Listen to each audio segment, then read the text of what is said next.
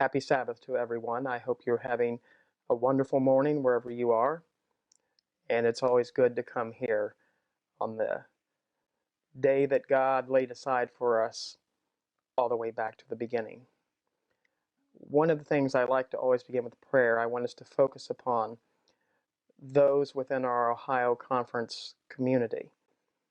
Some are battling the COVID-19 virus now, some in the hospital. I want to keep them in prayer. We also want to thank God. We have a new conference president. Bob Cundiff, Elder Cundiff, is coming to us from the Northern New England Conference, where he served as president for the past 7 years. And I know he will make a great team with our secretary, Oswald Mangania, and our treasurer, Roy Simpson. Both Oswaldo and Roy have kind of been holding the fort here, and they've done a great job. In Alaska, we were up in a small biplane driven by the conference secretary, Jim Kincaid. Now, we weren't going through storms, but we were going through rain, cloud cover, and you couldn't even see in front of your face. And so the pilot had to dip down under the cloud cover to see where we were going. And I remember you would drop down over that cloud cover. And in the woods, you could see herds of moose running around. And then you'd have to go back up into the cloud cover. And so I remember as we were flying from Anchorage to speaking at Delta Junction, and again, this is just a prop plane. Fortunately, he was an outstanding pilot, because we were saying, where are we? Because he'd have to kind of go under the cloud. And he basically followed this road, which took us into Delta Junction. He came down out of the clouds, and we landed on this, we could call it an airfield. It did the job.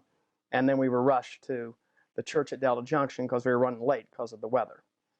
One of the things also when you're in those planes, if you go into a type of canyon setting, and this is when we were going that same day later to Tok, the arrow hit you and the plane went down probably about 50 feet. And the pilot said, hey, this happens, don't worry about it. And so we didn't, but it gave a little jolt then. Now, one of the things I want to talk about on a storm, this is talking about a storm in a small boat. And when you're in the middle of a storm, whether it's an actual storm or it's mainly a silent storm, as we're facing now throughout the world, a question that we ask, where is God when you are in the middle of a storm? Because here through life, we all go through storms, some people more than others. And so I want us to go back to probably around AD 28 or 29 on the Sea of Galilee. And the Sea of Galilee, even today, is known, all kinds of storms come in because it's kind of in a valley. They swoop in, and it can be a very, very dangerous place. And so as we look at the storm, an actual physical storm that took place on the Sea of Galilee, we deal with the question, where is God when you are in the middle of a terrible storm? So I'm going to go to Mark chapter 4, verse 35. Now, Jesus has just been talking in parables to the large crowds that would come out by the Sea of Galilee. This is probably fairly early in Jesus' ministry, maybe 6 months in. He has the 12 with him. We need to remember at least 4 of the 12 were experienced fishermen on the Sea of Galilee.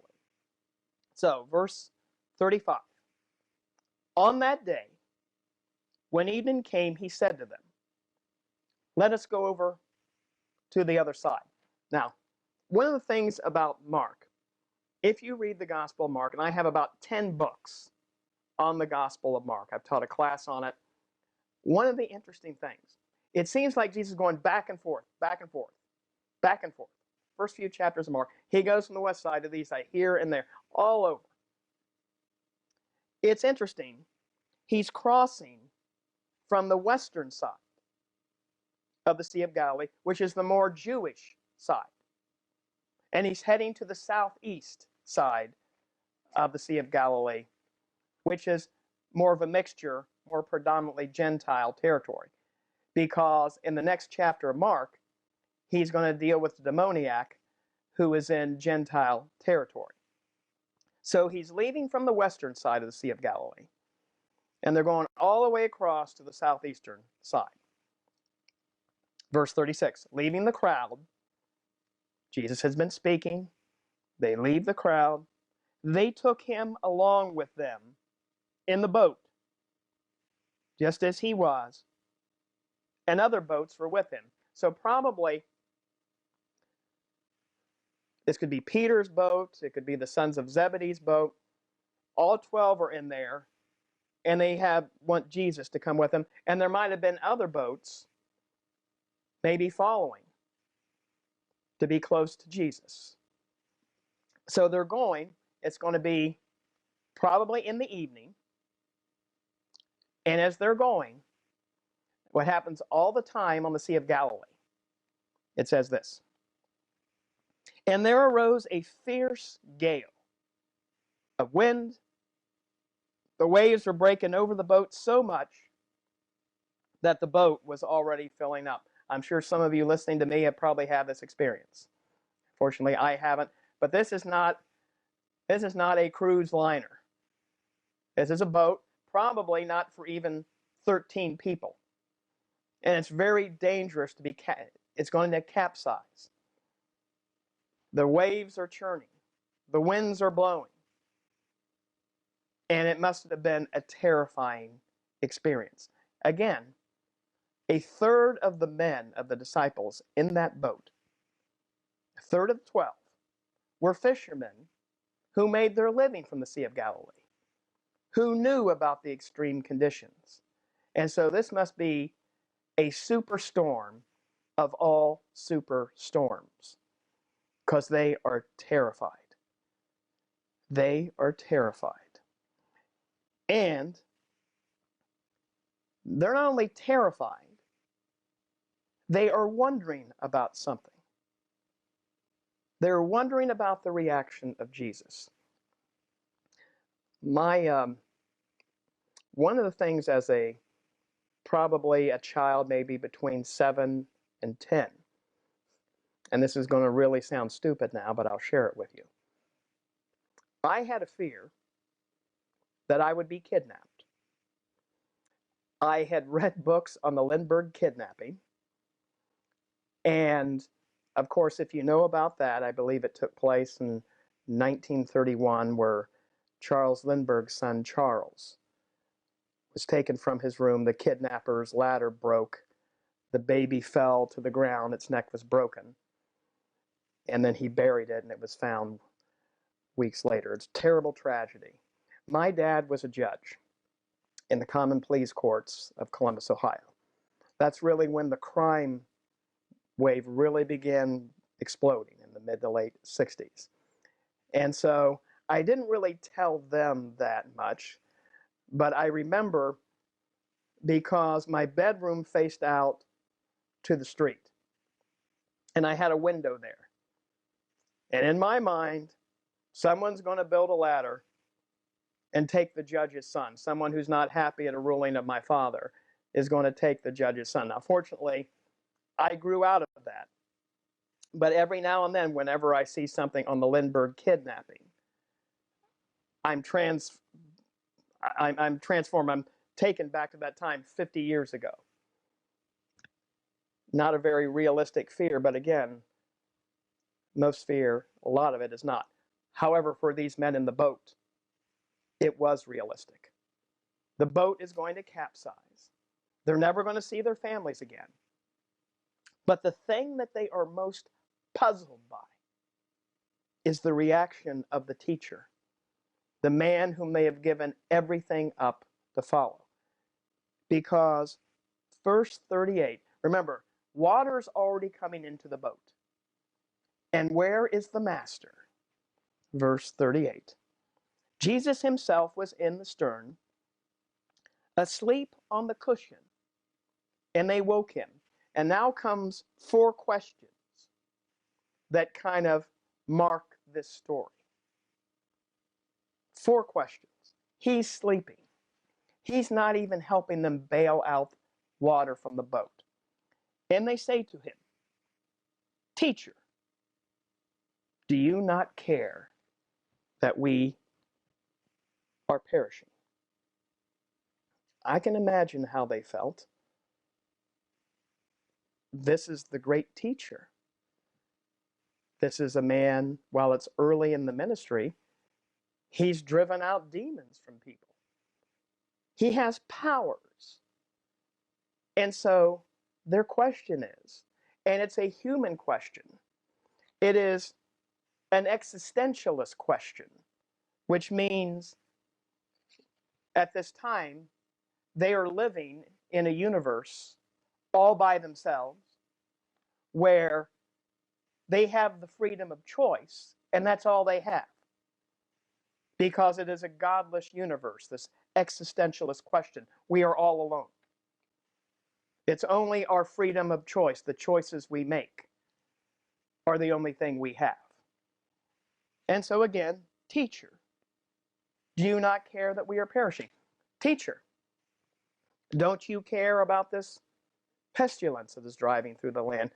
Teacher, what about all of the natural disasters that have occurred? Teacher, what about things like the Holocaust or other horrible things? Teacher, don't you care? Don't you care about me or my family? It is a human question. It is one we have all asked, if not orally, we've at least thought it. Because it's our natural fallen nature, that's who we are. And these guys, their boat is about to capsize. And they're saying, why are you sleeping through this? Why aren't you helping us? Teacher, don't you care? Don't you care that my father is dying? Don't you care that my neighbor is in the hospital in ICU? It is a human question. Now we have Jesus' response. Verse 39. And he got up and rebuked the wind, and he said to the sea, "Peace, be still." And the wind died down, and it became perfectly calm. He got up. He says 3 words. The winds die down. The waves stop. And if you notice, it goes from horrific to perfectly calm. He had acted. He had stepped up, and he had acted. And now he has 2 questions of his own. Because I'm sure he can see the terrified men cowering in the boat, maybe trying to bail it out. And now it is all calm. And he turns to them, and he asks them 2 questions. And we could call this the faith question. Why are you afraid? Do you still have no faith? Why are you afraid? You see, Jesus was looking back then and today to have faith of him, even in the face of despair, anxiety, and even death.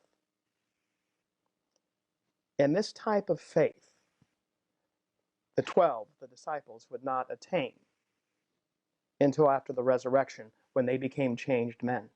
And we need to remember that. The 12 cowering in the boat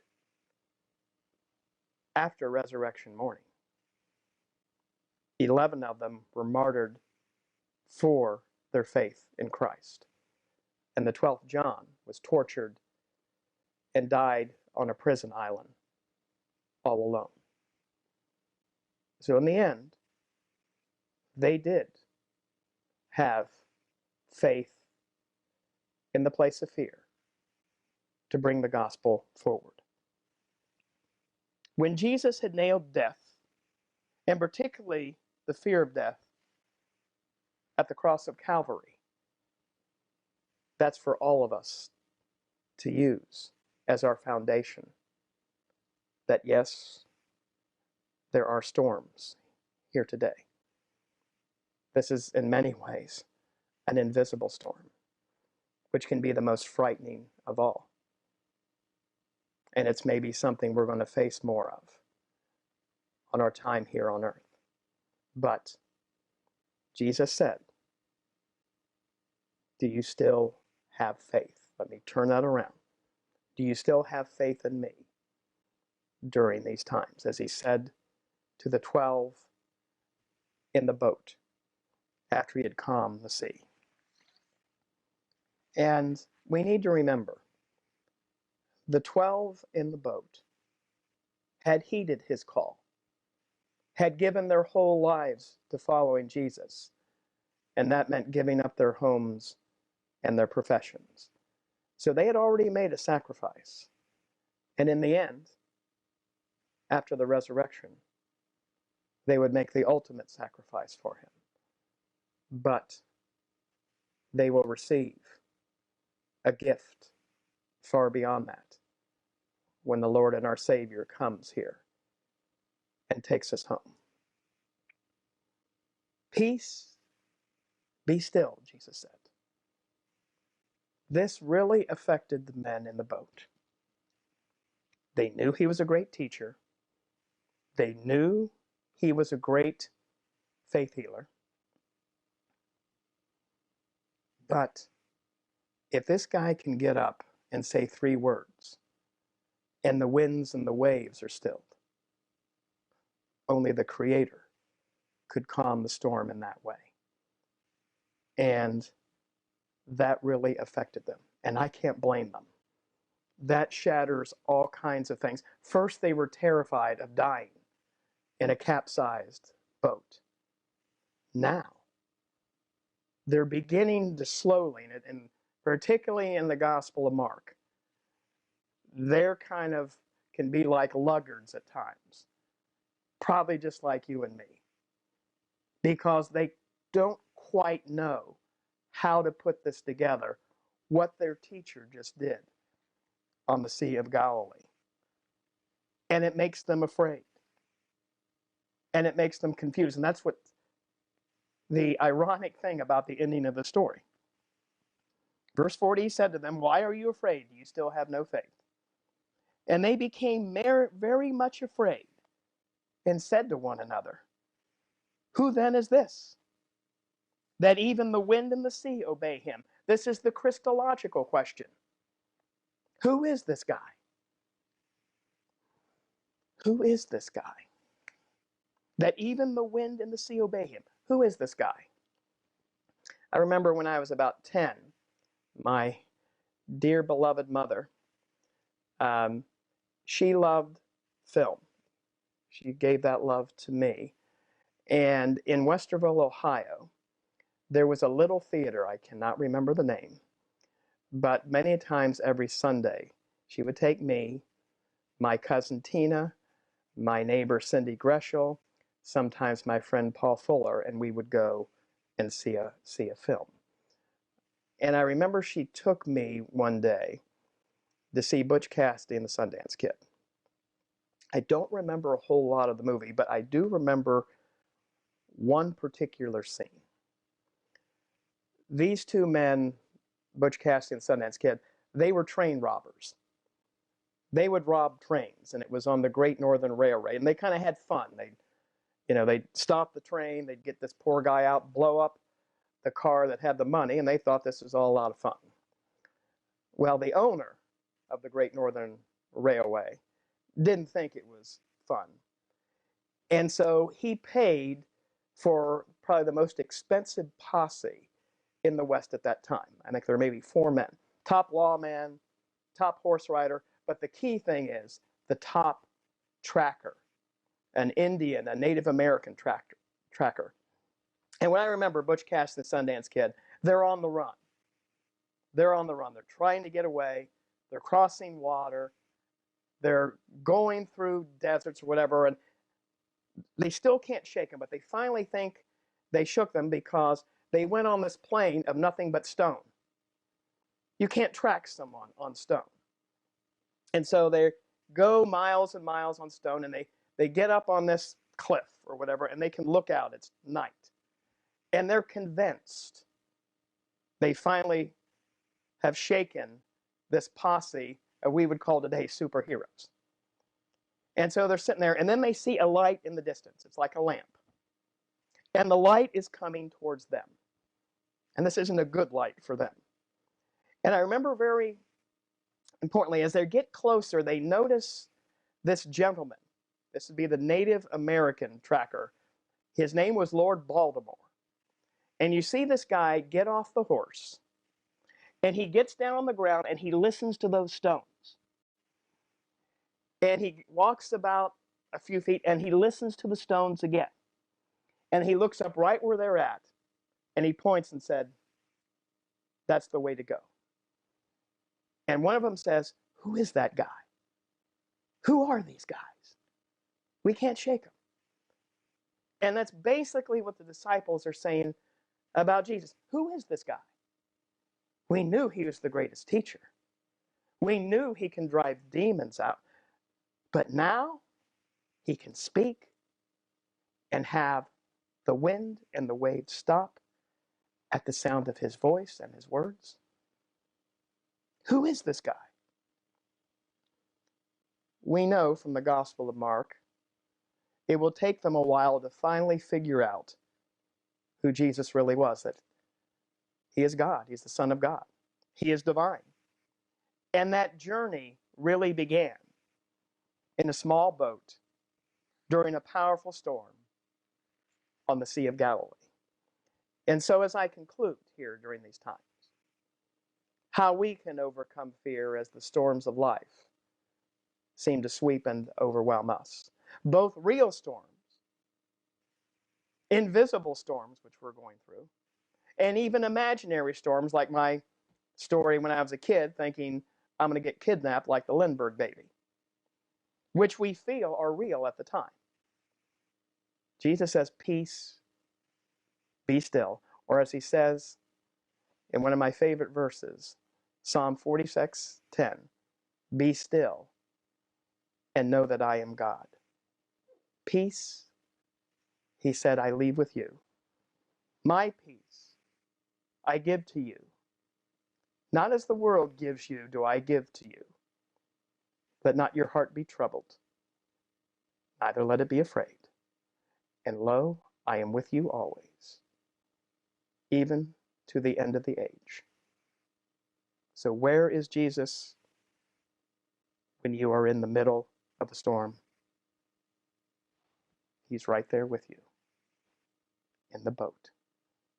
And that's something we can take comfort and have faith in as we go through these invisible storms that all the world is undergoing.